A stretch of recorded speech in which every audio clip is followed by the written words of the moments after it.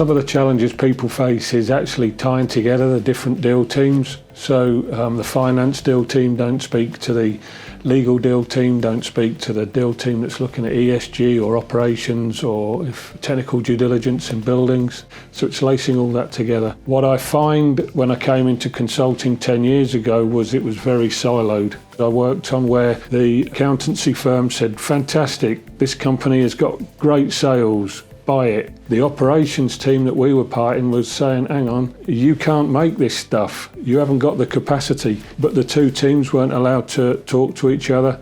So the financial house bought the company, realised that they couldn't manufacture the goods to the sales forecasts. Bad deal.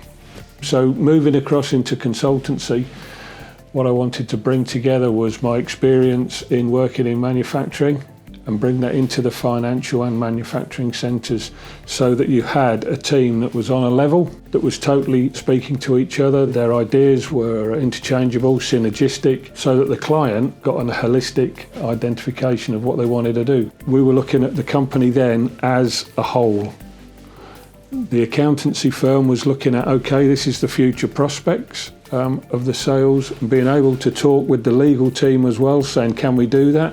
Can we hit these sales? Yes, we can with the machinery you've got. We delivered to the client, and he was able to grow that because he had sound information across the whole diverse structure of the deal team.